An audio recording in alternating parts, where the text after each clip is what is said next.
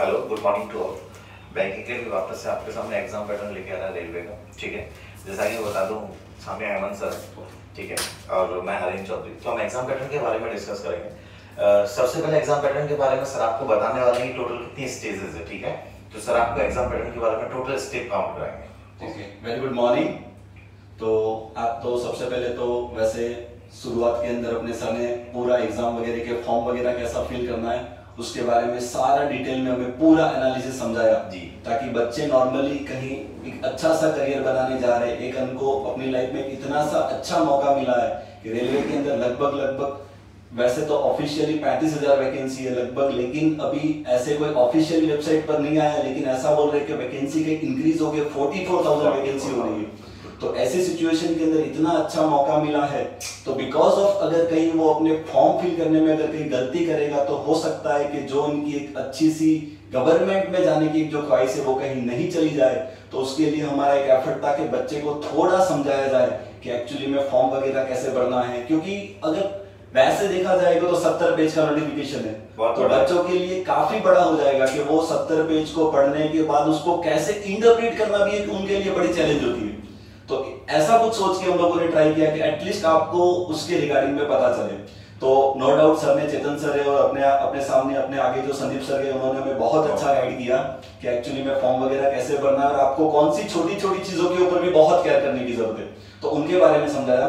तो अभी हम देखेंगे कि चलो इतनी तो बातें कर ली, तो अब एग्जैक्टली जो मेन पॉइंट आता है कि सर ये एग्जाम का पैटर्न क्या होगा, तो उसी के ऊपर हम लोग थोड़ा सा फोकस करने का ट्राई करते हैं ताकि एग्जैक्ट पता चले कि ये कितने स्टेज में एग्जाम होने वाला है। तो सबसे पहले तो अगर हम बात करें तो एग्जाम के वैसे तो नॉर्मली 3 स्टेज है, जिसके अंदर जो पहला स्टेज आएगा जो होगा सीबीटी, जिसको हम लोग वैसे सीबीटी का फुल फॉर्म की बात करें तो कंप्यूटर बेस्ड टेस्ट है, प्योरली ऑनलाइन रहेगा। उसके बाद एक सेकंड स्टेज आएगा, वो आएगा सेकंड स्टेज सीबी2, तो वो भी प्योरली कैसा होगा, कंप्यूटर बेस्ड टेस्ट ऑनलाइन ही होने वाला। और उसके बाद तीसरे वाले स्टेज के अंदर उन लोगों ने कुछ क्राइटेरिया रखे हैं, यानी मानो कि अगर कोई स्पेशली स्टेशन मास्टर या तो कहीं ट्रैफिक असिस्टेंट को टारगेट कर रहे हैं तो उनके लिए कोई एक अलग एग्जाम है, और बाकी कुछ पोस्टों के लिए कुछ टाइपिंग टेस्ट वगैरह भी है, और कुछ ऐसी पोस्ट है कि जिसके अंदर कोई सेकंड स्टेज के बाद एग्जाम भी नहीं है। तो वैसे टोटल लगभग 3 स्टेज बनाए, और फाइनली उसके बाद उन लोगों का डॉक्यूमेंट वेरिफिकेशन होगा और वहीं पर उनके साथ उनका कुछ मेडिकल टेस्ट भी होने वाला है। तो ऐसा कुछ इन लोगों का बेसिकली हर पोस्ट के लिए कॉमन एग्जाम पैटर्न है। तो सबसे पहले तो मैं अपने साथ हरेंद्र सर बैठे तो उनसे थोड़ा बोलूंगा कि सर थोड़ा सा बच्चे को ये सीबीटी एक्चुअली में क्या है, क्या सिलेबस होगा, कौन कौन से सब्जेक्ट पढ़ने पड़ेंगे, तो उनके बारे में थोड़ा सा आपको समझाएंगे। चलिए, तो हम बात करते हैं सीबीटी 1 के बारे में। पहली बात तो ये कि सर ने बताया जैसे कंप्यूटर बेस्ड एग्जाम है, ऑनलाइन एग्जाम होगा पूरा का पूरा, आपके पास ऑब्जेक्टिव टाइप क्वेश्चंस होंगे, ठीक है, सिर्फ क्वेश्चन देखना है और अपने को टिक करना है। चलो बात करते हैं कि सीबीटी 1 में कौन कौन सी सब्जेक्ट है हमारे पास। टोटली 3 सब्जेक्ट हमारे पास है। सबसे important math, reasoning and general awareness, ठीक है। हाँ, जनरल अवेयरनेस को उन्होंने लिखा जरूर जनरल अवेयरनेस है, लेकिन उन्होंने कैटेगराइज किया, हिस्ट्री भी इसके अंदर है, ज्योग्राफी भी इसके अंदर है, जनरल साइंस भी इसके अंदर है। हाँ, एक और चीज इसी के अंदर स्टैटिक पार्ट बहुत ज्यादा है अपने पास, ठीक है। मैं वेटेज बता देता हूँ आपको। मैथ का वेटेज हमारे पास है 30 marks 30 question, same reasoning 30 marks 30 question. हाँ, अब बात आती है जनरल अवेयरनेस की, तो जनरल अवेयरनेस ने अपना वेटेज 40 मार्क्स का रखा है, 40 क्वेश्चन, ठीक है। कुल मिला के टोटल 100 क्वेश्चन और 100 मार्क्स हो गया, ठीक है। बात आ जाती है अब टाइमिंग की। टाइमिंग के बारे में हम बात करें तो हमारे पास 90 मिनट का टोटल टाइम है, कोई भी एक्स्ट्रा टाइम हमारे पास नहीं है, ठीक है। हाँ, सर आपको एक चीज और बताने वाले हैं कि जैसे सर हम बात करें जनरल साइंस की, तो क्या जनरल साइंस का लेवल एसएससी की तरह हाई रहेगा या फिर क्या लेवल है? अब देखो, जनरल साइंस के अंदर अगर आप नोटिफिकेशन को के डिटेल में पढ़ते हो तो वहां उन लोगों ने एग्जैक्ट क्लियर लैंग्वेज में लिखा है कि अप टू स्टैंडर्ड 10 यानी 10वीं तक आप अपने स्कूल के अंदर जो बेसिक जनरल साइंस वगैरह पढ़ के आए हो, वहीं फिजिक्स भी आ जाएगा, उसके अंदर छोटा मोटा केमिस्ट्री भी आ जाएगा, छोटे मोटे कोई बायोलॉजी के कांसेप्ट होंगे वो भी आ जाएंगे। सो यहाँ एक इंटरेस्टिंग पॉइंट निकल के आ रहा है वो जनरल साइंस के लिए, वो क्या है कि 10वीं तक का कहीं वो लोग जनरल साइंस को टारगेट करने वाले हैं। मतलब जैसा सर ने हमें बताया कि एसएससी जितना जनरल साइंस पर फोकस करता है, जितना डीप में जाता है, यहाँ ऐसा कुछ नहीं, ऐसा कुछ नहीं। आपने पास सिर्फ 10th स्टैंडर्ड तक की बात की गई है, ठीक है।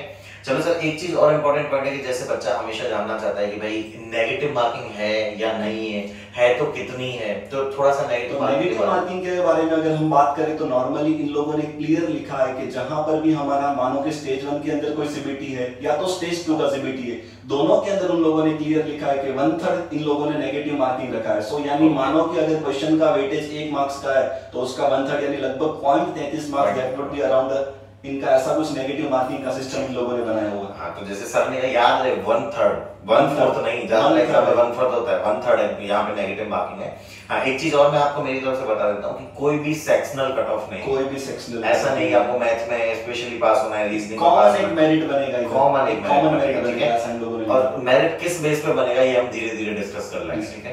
तो मैंने आपके सामने सीबीटी 1 की बात की, कौन कौन सी सब्जेक्ट है, क्या उनका वेटेज है, क्या उनका टाइमिंग है। एक चीज और मैं आपको बता दूं, जैसे अब सीबीटी 1 कंप्लीट हो गया, सीबीटी 2 में आप जाओगे तो हमारे पास जो टोटल वैकेंसीज है उनका हम 20 पार्ट या 20 टाइम्स की बात कर सकते हैं, 20 टाइम स्टूडेंट को सेलेक्ट किया जाएगा, उन लोगों को अपन सीबीटी 2 में भेजेंगे, ठीक है।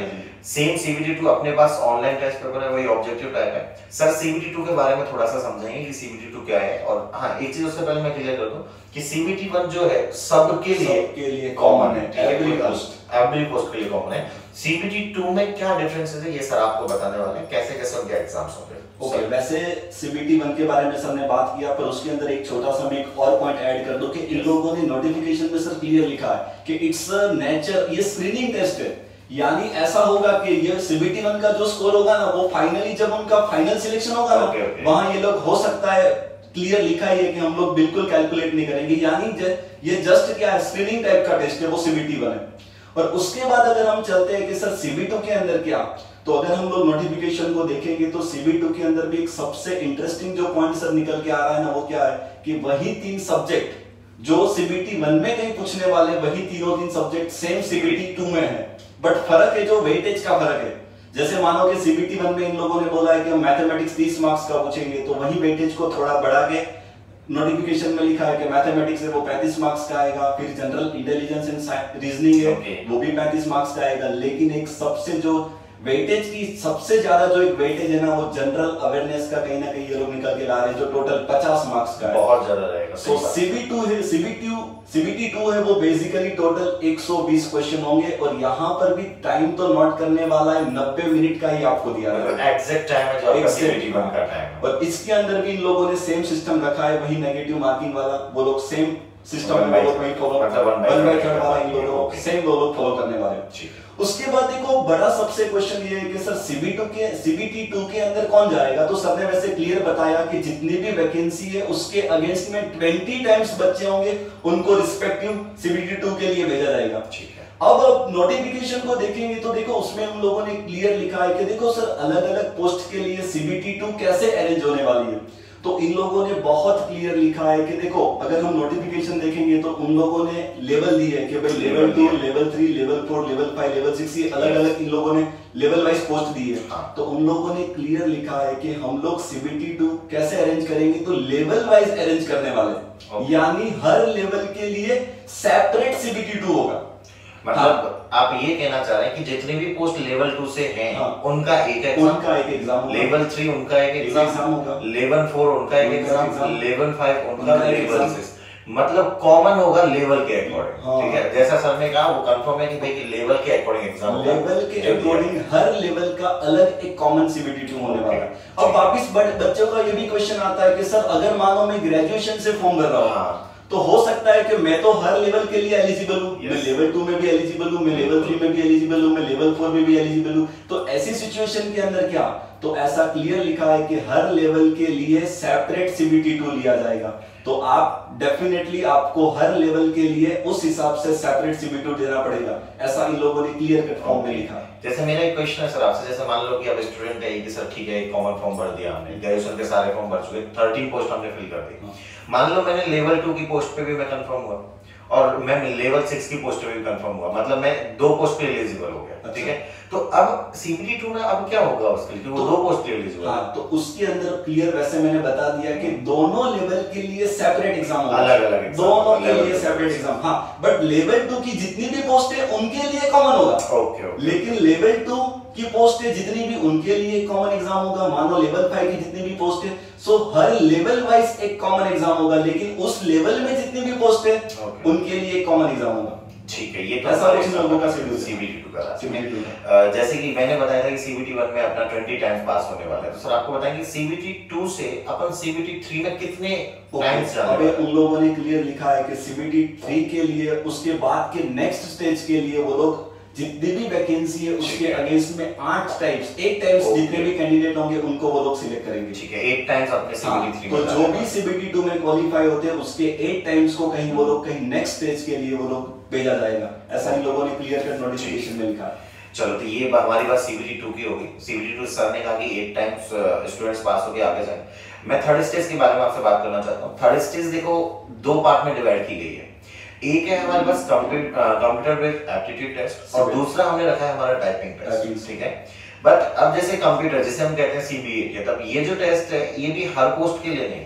ठीक है, जैसे सर ने थोड़ी देर पहले बताया भी था, ये 2 पोस्टों के लिए सिर्फ स्टेशन मास्टर और ट्रैफिक असिस्टेंट। ठीक है, यही लोगों के लिए कंप्यूटर बेस्ड एप्टीट्यूड टेस्ट रखा जाएगा। ठीक है, हाँ थोड़ा सा इसके बारे में अपन बात करें। जैसे सर कंफ्यूजन में रहते हैं, एप्टीट्यूड लिखा है तो बच्चा क्या सीधा फोकस करता है कि मैथ है भाई। ओके, ठीक है, तो इसके बारे में सर थोड़ा सा बताइए। देखो उसके बारे में उन लोगों ने क्लियर कट नोटिफिकेशन में लिखा है कि हम लोग ये CBT 2 के बाद जो भी मानो कि कोई स्टेशन मास्टर को टारगेट कर रहा है या तो कोई ना कोई ट्रैफिक असिस्टेंट को टारगेट कर रहा है, तो उनके लिए नेक्स्ट स्टेज में ये लोग एक CBET करके एक एग्जाम लेने वाले हैं जिसका नाम है कंप्यूटर बेस्ड एप्टीट्यूड टेस्ट, ऐसा कुछ नाम दिया है। अब उसके रिगार्डिंग बच्चों का काफी क्वेश्चन होता है कि सर इसके अंदर क्या पूछा जाएगा, तो उन लोगों ने क्लियर कट एक नोटिफिकेशन में लिखा है कि हमारी एक वेबसाइट है RDSO वाली, www.rdso.indianrailways.government.in, तो वहां पर भी जाके अगर आप लोग चाहोगे तो उसका सिलेबस, क्वेश्चन का पैटर्न क्या होगा वो लोग चेक कर सकते हैं। पर बेसिकली मेरा मानना है तब तक यहाँ लिखा है एप्टीट्यूड, तो किसी के दिमाग में ऐसा होगा कि वापस सर मैथ्स पूछेंगे, बट यहाँ ऐसा नहीं होगा, ये टोटली डिफरेंट होगा। यानी जिसको हम लोग नॉर्मली साइकोमेट्रिक टेस्ट बोलते हैं, साइको टेस्ट बोलते हैं, वो ऐसा कुछ यहाँ पर ये चीज अपने को पूछ सकते हैं। यानी कि कुछ कुछ एक आध फिगर वगैरह दिया जाए और इसमें से बोला जाए कि 5 में से ऑड वन आउट आप निकाल के बताइए। यानी इट्स प्योरली आप कितनी चीजों को फटाफट इंटरप्रेट करते हो और कितना क्विकली आंसर देते हो, उस रिगार्डिंग में ये कई टेस्ट होंगे। मतलब ये वही साइको टेस्ट, मतलब आपकी मेमोरी चेक की जाएगी। जैसे एक क्वेश्चन आता है कि सामने एक क्वेश्चन आपको दिखा दिया और दिखाने के बाद नंबरिंग दिखाई 1 to 6 पे क्वेश्चंस है और वो हटा के आपसे पूछ लिया जाए कि अब आप नंबरिंग करोगे कौन से नंबरिंग पे वो क्वेश्चन, ऐसा कुछ होगा, ऐसा कुछ होगा।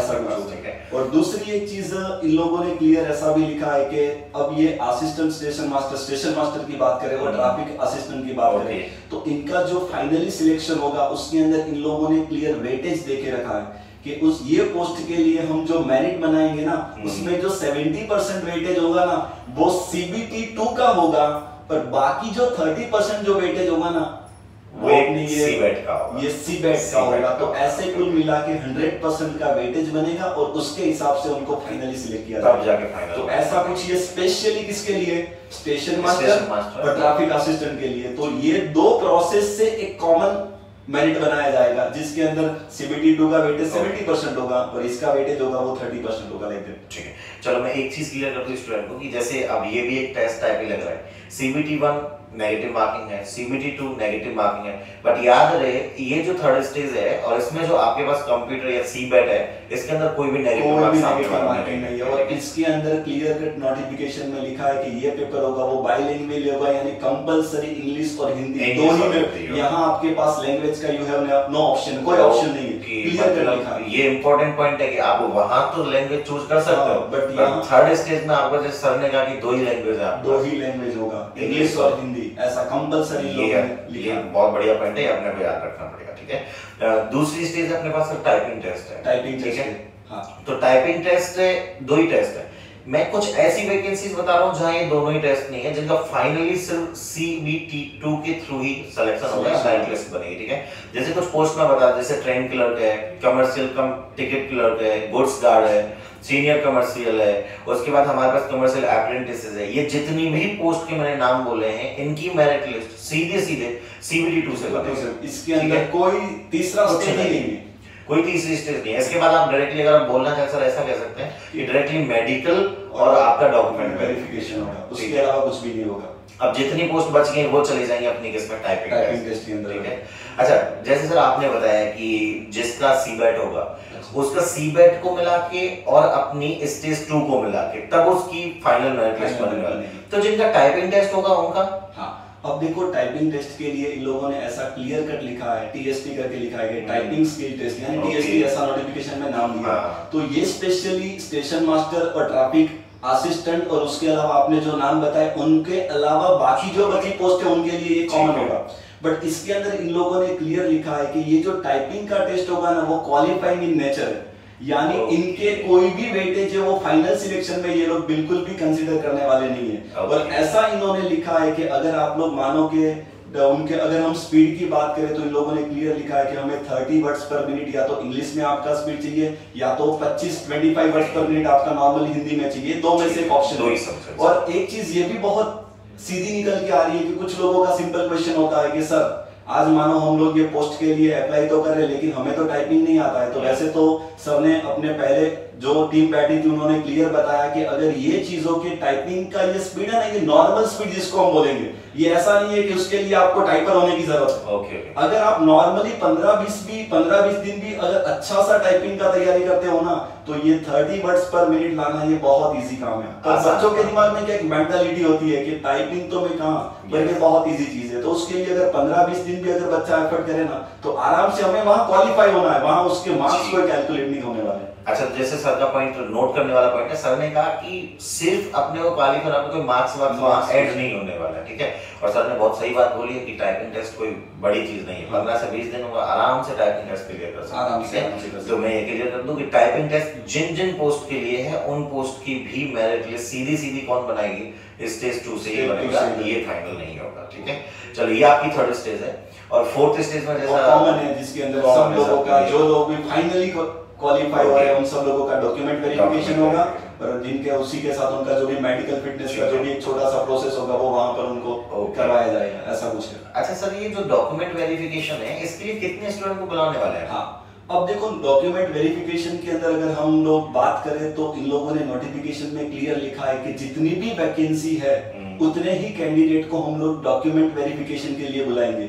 लेकिन उसके बाद एक इंटरेस्टिंग पॉइंट और भी उन्होंने ऐसा लिखा है कि इन एडिशन कि उसके अलावा भी हम 50% जितनी भी वैकेंसी है उसके 50% लोगों को और डॉक्यूमेंट वेरिफिकेशन के लिए बुलाएंगे। तो हो सकता है कि यहाँ पर ये लोग कितना 1.5 टाइम्स ऐसा लगभग लॉजिकली कंक्लूजन निकल रहा है कि जितनी भी वैकेंसी है उसके सामने 1.5 टाइम्स को ये लोग कहीं ना कहीं डॉक्यूमेंट वेरिफिकेशन में बुला रहे हैं। एडिशनली वो लोग 50% ज्यादा बुला रहे हैं, एक्स्ट्रा स्टूडेंट्स मतलब उसके लिए बुला रहे हैं। यानी हो सकता है कि कहीं कोई बच्चा है वो डॉक्यूमेंट वेरिफिकेशन में मान लो कि अगर कहीं नहीं पर क्वालिफाई हो पा रहा है तो वैसी चीजों के अंदर वो जो बाकी बचे हुए 50% जो लोग वो एडिशनली बुला रहे हैं तो उनको कहीं टारगेट किया जा सकता है। ठीक है। तो इस हिसाब से पढ़ने रखा है। तो ये आपके सामने 4 स्टेज हम लोगों ने रखी है। ठीक है। एक बात और कर लेते हैं कि सर जैसे कि कट ऑफ की मैं बात कर रहा हूँ तो कट ऑफ अगर हम बात करें तो आई थिंक ये कट ऑफ सबकी सेम नहीं है, आरआरबी वाइज वेरी करेगी। ठीक है। ये कट ऑफ तो अभी कट ऑफ के बारे में हम इतना डिस्कशन नहीं करेंगे बिकॉज़ ऑफ हर आरआरबी का अलग-अलग कट ऑफ होता है। बट नॉर्मली बात करें तो अगर पेपर इजी लेवल का आता है तो आरआरबी के अंदर जो नॉर्मली स्टेज 1 स्टेज 2 का कट ऑफ होता है वो इन बिटवीन 65 से 60-65 से लेकर 70 के रेंज में रहता है। अगर on an average simple easy level का पेपर आता है तो उस हिसाब से कट ऑफ बनता है। और दूसरा सर जैसे कि अपन लोग कल बैठे थे, अपन ने कल बहुत सारे पेपर्स देखे थे डाउनलोड करके, तो अपन लोगों ने जब एनालाइज किया तो अपन ने यही पाया कि रेलवे का पेपर बहुत ही आसान लेवल, बहुत इजी लेवल, टफ नहीं है, बहुत इजी लेवल। आप समझ सकते हैं कि ये लेवल का पेपर है फिर भी 60-65 कट ऑफ आ रहा है। यानी अगर बच्चा यहाँ से थोड़ा सा डेडिकेटेडली काम करे, थोड़ा सा एक उनको कोई अच्छा गाइड करने वाला मिले, अगर थोड़ी सी तैयारी की जाए तो डेफिनेटली ये आपका अच्छा सा एक ये 2019 से वो आपके लिए डेफिनेटली जॉब लेके निकाल सकते हो आप। ठीक है। अच्छा सर जैसे कि अपन बात कर रहे हैं कि ठीक है अपन ने ये उनको एक पीडीएफ दे दी। अच्छा मैं ये चीज वापस से आपको बता दूं कि अपन ने एक पीडीएफ बनाई है जिसमें हमने शॉर्ट किया है पूरी एकदम शॉर्ट किया है। इस वीडियो के नीचे आपको उसकी लिंक मिल जाएगी तो आप उसे डाउनलोड कर सकते हैं। ठीक है। सर से मैं एक चीज डिस्कस कर लेता हूँ कि सर ठीक है आज हमने बच्चों को समझा दिया, लेकिन जैसे कि आप कह रहे हो कि अच्छा गाइडेंस बच्चों को मिल पाए, तो बच्चों को इससे रिलेटेड अच्छा एक गाइडेंस मिल पाए, इससे रिलेटेड हमने कुछ और सोचा है जैसे कि अब देखो बच्चे को अच्छा सा गाइडेंस मिल जाए। वैसे तो हम लोग अपना ट्राई कर रहे हैं कि वीडियो के थ्रू तो हम समझा रहे हैं, लेकिन हमने उसके लिए स्पेशली इस बार ऐसा सोचा है कि ये 10 तारीख के दिन हम लोगों ने मॉर्निंग में 9:30 बजे स्पेशली सूरत हेड ऑफिस के ऊपर एक स्पेशली गाइडेंस सेशन रखा है, जिसके अंदर हम लोग ये चीज तो कवर करेंगे और थोड़ा और डिटेल के अंदर कि भाई उसके अंदर एग्जैक्टली हमें क्या क्या पढ़ाई करनी पड़ेगी, यहाँ से हाँ आपको कैसे सपोर्ट मिल सकता है, अगर यहाँ आप कैसे टारगेट कर सकते हो, तो वो सब चीजों के बारे में हम लोगों ने ऐसा कुछ प्लानिंग किया है कि 10 तारीख को एक हम छोटा सेशन रख रहे हैं। गुड, तो ये बहुत अच्छी न्यूज है स्टूडेंट्स के लिए। और ये याद रखो, इसमें आउटसाइडर हो, अपने एकेडमी का स्टूडेंट हो, कोई भी हो, सूरत एचओ पे 10 तारीख को एक अच्छा सा अपने सेमिनार रखा है, आप आके उसे अटेंड करें। ठीक है, नेक्स्ट मैं आपको ये बता दूं कि देखो आप लोग हमारी वीडियो देख ही रहे हो, जो स्टूडेंट बेचारे जिनको प्रॉब्लम है रेलवे से रिलेटेड, वो नहीं समझ पा रहे हैं, तो उन तक ये वीडियो पहुंच जाए, तो ये एक निवेदन है कि आप इसे शेयर करें ताकि सब तक ये पहुंच जाए और हर किसी को इसके बारे में सारी चीजें पता चल जाए। ठीक है, क्योंकि रीजन है कि आज ये जो वैकेंसी है नॉर्मली 12th बेस के ऊपर है, तो 12th वाला बच्चा इतना भी नहीं हो सकता है, हम किसी की कैपेबिलिटी के ऊपर हम लोग ऐसा उंगली नहीं उठा रहे, बट कभी कभी नहीं समझ पाता है। तो ऐसी सिचुएशन के अंदर अगर ये वीडियो भी बंदा 1-1.5 घंटे का थोड़ा भी समझ लेता है ना, तो उनके लिए ये चीजें बहुत आसान हो जाएगी। दूसरा एक चीज मैं क्लियर कर दूं कि फॉर्म फिलिंग करते वक्त फिर भी यदि कोई डाउट आता है, ठीक है, नीचे वैसे हमारी वेबसाइट पे सारे कांटेक्ट नंबर से आप कांटेक्ट कर सकते हो, कोई भी प्रॉब्लम हो। बाकी आपकी नियरेस्ट ब्रांच जो है, नियरेस्ट ब्रांच, वहां पर भी आप अपनी नियरेस्ट ब्रांच पे जाके भी वहां कांटेक्ट करिए, वहां मिलिए, तो आपको डेफिनेटली हम लोग अपना बेस्ट ट्राई करेंगे कि आपको कैसे गाइड किया जाए। अच्छा सर, लास्ट क्वेश्चन, बच्चे अब इतना सब समझा दिया, ये भी जानना चाह रहे हैं भाई हमारी क्लासेस कब से स्टार्ट हो रही है? तो देखो क्लासेस के लिए वैसे तो पहले सर ने बता दिया, तो हम लोग इस बार 11 तारीख यानी कि 11 मार्च के दिन अपनी एकेडमी की जितनी भी ब्रांचेस है, मान लो सूरत ले लो, सूरत हेड ऑफिस ले लो, बराचा ले लो, वापी ले लो, भरूच ले लो, बराचा ले लो, हर जगह हम लोग इसके लिए अच्छे से बैच स्टार्ट करने जा रहे हैं। तो इनके लिए हम लोगों ने 11 तारीख का डेट रखा है, और जब तक बैच के टाइमिंग्स की बात है तब तक हम लोगों ने पूरे दिन हम लोग बैच चलाने वाले हैं। सो मानो कि कोई बंदा मॉर्निंग में 8 से 10 भी आ सकता है, फिर मानो कोई दूसरा 10:30 से 12:30 के बैच में भी आ सकता है, 4 से 6 में भी आ सकता है, 6 से 8 में भी आ सकता है। तो बच्चों के कन्वीनियंट टाइप पर हम लोग ये पूरे हर जगह ये बैच स्टार्ट करने जा रहे हैं। तो ये मैं न्यूज़ वापस से बोल देता हूँ, 11 मार्च याद रखो, हर टाइम पे आपके पास बैच अवेलेबल है।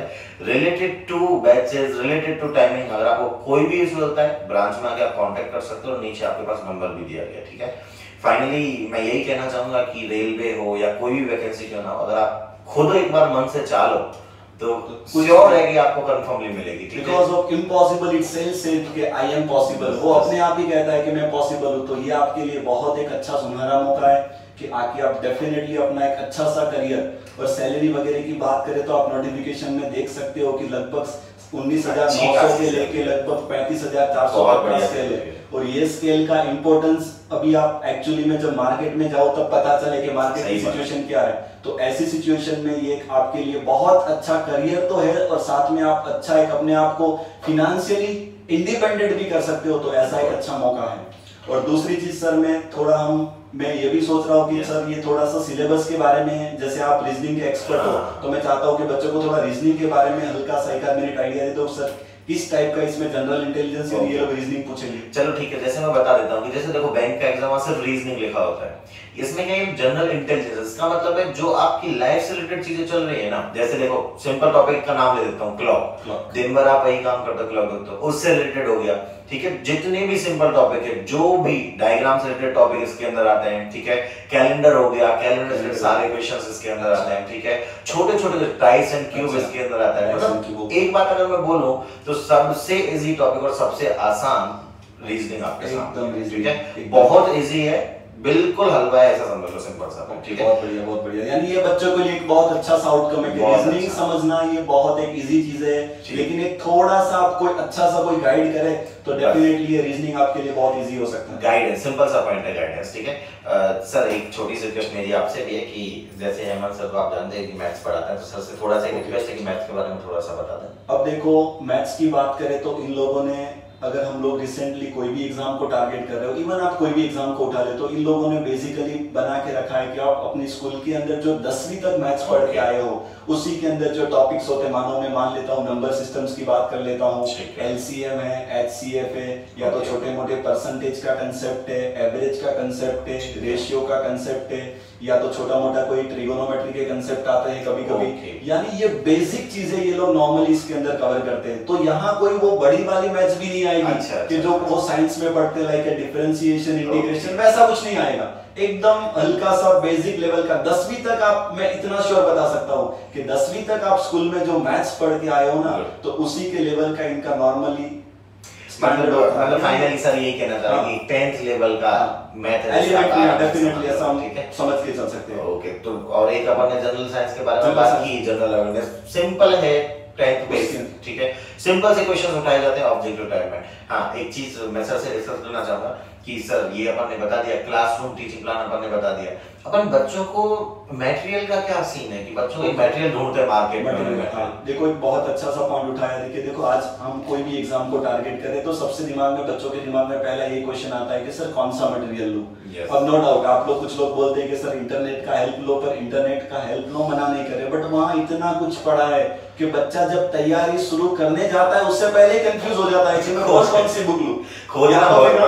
खोज के भी लाता है, हर चीज के 5-5 बुक लेके आ जाता है, फिर वापस कंफ्यूज हो जाता है कि सर मैं दूसरा मटेरियल इसमें से पढूं क्या। तो वैसी सिचुएशन के अंदर एकेडमी ने एक अच्छा सा एफर्ट डाला है कि स्पेशली हम लोगों ने ये, सर आप देख सकते हो कि रेलवे के लिए हम लोगों ने स्पेशली ये बुक अभी से अपने पास है, जिसके अंदर बेसिकली अगर आप इंडेक्स वगैरह देखोगे तो जो भी चैप्टर्स, जो भी सिलेबस वगैरह है, मानो कि ये आपके सिंप्लीफिकेशन है, नंबर सिस्टम है, सर्ट्स एंड इंडाइसिस है, एवरेज है, रेशियो, यानी जो भी आप अपने सिलेबस में जो भी चैप्टर्स पाओगे उसका अच्छा सा एक simple sweet and sober book बनाने का ट्राई किया, ताकि बच्चे को हर जगह ढूंढने की जरूरत नहीं। अगर इतने के ऊपर भी वो फोकस कर ले तो बहुत आराम से रिजल्ट निकल सकता है। सारी चीजें अपने एक चीज में, अपने को कहीं ढूंढने जाने की जरूरत नहीं। तो आपके सामने फिलहाल मैथ्स की बुक थी, सेम तरीके से अगर मैं बात करूं तो मेरे सामने सेम रीजनिंग की बुक है, ठीक है, सेम इंडेक्स अपन ने इसके अंदर भी बनाया हुआ है, इंडेक्स में सारे टॉपिक्स अपन ने कवर किए हुए हैं, इंडेक्स वाइज सारी बुक अपने पास है। देखो इसका रीजन एक ही है कि सारा डेटा एक जगह और एक सिस्टमेटिक वे में आपको मिल जाएगा, ठीक है। वही देखो इसके अंदर सबसे मेन चीज वही मैटर करती है, क्योंकि मार्केट में इतना पड़ा है, आप कंफ्यूज हो जाते हो। तो ऐसी सिचुएशन के अंदर कुछ ऐसा मिले, क्योंकि अभी बच्चों के पास तैयारी करने के लिए भी 4-5 महीने हैं, तो वो 4-5 महीने के अंदर चीजों को जस्टिफाई करना वो भी उनके लिए बड़ी चैलेंज है। तो ऐसी सिचुएशन के अंदर कोई एक अच्छा सा गाइड करने वाला तो मिले, पर साथ में एक अच्छा सा मटेरियल भी का सपोर्ट मिले ना, तो डेफिनेटली वो बच्चा आराम से एग्जाम निकाल सकता है। सेम तरीके से मैं आपको यहाँ बता देता हूँ, आपके सामने जनरल साइंस, और ये जनरल साइंस की बुक आपके सामने है, हिस्ट्री की बुक आपके सामने है, सेम आपके सामने स्टैटिक्स की बुक है। ये सबसे इंपॉर्टेंट पॉइंट है, क्योंकि इससे सबसे ज्यादा क्वेश्चन सबसे ज्यादा स्टैटिक्स से होता है। और नेक्स्ट आपके पास जियोग्राफी की बुक्स है, सारा मटेरियल आपको एक ही जगह मिल जाएगा, आपको कोई इश्यू नहीं होगा, ठीक है। फिर भी यदि आपको कोई डाउट रहता तो हम सब लोग पूरा परिवार आपके सामने बैठा हुआ है, सारी चीजें हम हैंडल करेंगे, ठीक है। फिर से एक बार हम बताते हैं 11 मार्च को हमारा 11 मार्च को स्टार्ट हो रहा है, और 10वीं तारीख को खास बोलना मत कि आप लोगों के लिए स्पेशली एक सेमिनार स्पेशली ओनली सूरत हेड ऑफिस के ऊपर अरेंज किया है। मॉर्निंग में 9:30 का टाइम है, तो मैक्सिमम आप ये चीजों को अपने फ्रेंड्स वगैरह, कलीग्स वगैरह उनको पास करिए, ताकि वो लोग डेफिनेटली इसका एक अच्छा सा बेनिफिट ले जाए। तो हमारा वही एक सबसे मेन मोटिव था, ताकि आपको एटलीस्ट पता चले कि ये होता क्या है। और ये सेमिनार सर ने बता दिया, याद रहे कोई भी बच्चा आ सकता है, आउटसाइडर से अलाउ है, सबके लिए ओपन, आउटसाइड ओपन है, कुछ नहीं है, आपको आके सिर्फ सेमिनार अटेंड करना है और उसमें आपको सारी बातें बता देंगे। सर से एक छोटी सी रिक्वेस्ट है कि बच्चों को थोड़ा मोटिवेट करने के लिए एक सिंपल सी बढ़िया सी बच्चों के लिए, तो देखो आज हम ये फील्ड से जुड़े हुए हैं, तो हम बच्चों को एक ही चीज बताते हैं कि बेटा देखो, जब भी आप लोग ये गवर्नमेंट जॉब वगैरह के बारे में सोचते हो, तब देखो आप लोग नो डाउट अंदर होता है कि जल्दी मेरा फटाफट सिलेक्शन कैसे हो जाए, वो होना चाहिए, सबके दिमाग में होता है। लेकिन जब भी हम ये तैयारी के पीछे भागते, तब थोड़ा सा आपको टाइम को भी जस्टिफाई करो, वो सबसे मैं चाहूंगा, क्योंकि आज हम लोग ग्रेजुएशन करते 3-3 साल 4-4 साल तक, वहां हम हमारे दिमाग में कभी नहीं आता है कि वहां मैं 3 साल 4 साल क्यों करता हूँ। लेकिन यहाँ जब हम तैयारी की बात आती है, जब यहाँ 3-4 महीने जब देने की बारी आती है ना, तब हम पीछे चले जाते हैं कि अब मैं 4 महीना तो कहाँ से लाऊं। तो रिक्वेस्ट आपसे यही है सर, मैं बच्चों से यही रिक्वेस्ट करता हूँ कि बेटा, क्योंकि हमारा एक जो मिशन है वो बहुत बड़ा है, क्योंकि आज हम गवर्नमेंट के लिए जा रहे हैं, यानी हमारा पीछे के 50 साल सेव होने वाले। तो वैसी सिचुएशन के अंदर आप जब तैयारी करते हो तब टाइम को थोड़ा जस्टिफाई करिए। तो इतना भी खास बच्चे को बताऊंगा। और दूसरी चीज है कि इतना अच्छा मौका मिला है, तो मैं नहीं चाहता हूं कि, क्योंकि आज हम लोग ये फील्ड से जुड़े हुए हैं, तो लास्ट इतने रिसेंटली आप 5 साल 8 साल को उठा के देखोगे तो सर इतना बड़ा वास्ट रिक्रूटमेंट तो लगभग इतने साल में हम लोग काफी टाइम के बाद देख रहे हैं। तो एक अच्छा अपॉर्चुनिटी है। सो अच्छा सा एक डेडिकेटेडली तैयारी करो, एक अच्छा सा कोई आपको गाइड करे तो डेफिनेटली निकाल सकते हैं। और लास्ट में एक चीज बोल सकता हूँ सब बच्चों के लिए कि बेटा एक चीज खास याद रख लो, सपने तो उन्हीं के सच होते हैं जिनके सपनों में जान होती है। सपने उन्हीं के सच होते हैं जिनके सपनों में जान होती है। पंखों से कुछ नहीं होता, यहाँ तो लोग हौसलों से उड़ान भरते हैं, हौसलों से उड़ान भरते हैं। इतना ये सर ने बहुत अच्छी चीज कही है कि हौसला होना चाहिए, हौसला होगा तो आपको सब कुछ मिल जाएगा। Thank you so much sir, बच्चों को इतने अच्छी तरीके से गाइडेंस किया और उनकी प्रॉब्लम्स दूर की हमने। Yes sir. और लास्ट में सब बच्चों को जो भी लोग हमारा वीडियो देखेंगे उन सब लोगों से हम अपने आपके अच्छे ब्राइट फ्यूचर के लिए all the best and best of luck कहेंगे। और आप बहुत एक अच्छा अपना लाइफ में आगे बढ़ो और एक अच्छा करियर बनाओ। वैसी सबको बहुत अच्छी वाली एकेडमी की ओर से एज वेल एज हम दोनों की ओर से अच्छी शुभकामनाएं। चलो सबको ऑल द बेस्ट, अच्छे से एग्जाम की प्रिपरेशन करो। उससे रिलेटेड कोई इश्यू हो तो आप आके नियरेस्ट ब्रांच में विजिट कर सकते हैं, ठीक है। फाइनली एक ही बात बोलूंगा कि you can do it everything if you want. आप हर चीज कर सकते हो, बट कब? जब अपने मन से चाहोगे। मन से नहीं चाहोगे तो एकदम सही बात बोली सर, ठीक है। चलिए thank you so much. Thank you so much again. वापिस हो सकता है तो हम लोग शॉर्ट में अगर हो सकता है कि अगर कहीं भी बच्चे फंस रहे, कहीं क्वेरी हो रही है, हो सकता है हम लोग नेक्स्ट में कोई एक अच्छा सा वीडियो दोबारा लेके आ सकते हैं ताकि बच्चों की और भी कोई क्वेरी हो तो उसको थोड़ा सा रेक्टिफाई। अगर आपकी कोई क्वेरी है, आपका कोई कंसर्न है, आप चाहते हो कि आपसे रिलेटेड आप तक ये पहुंचाया जाए तो आप वो चीज हम तक पहुंचा सकते हो, हम आपको। ओके, चलिए thank you so much. Thank you so much.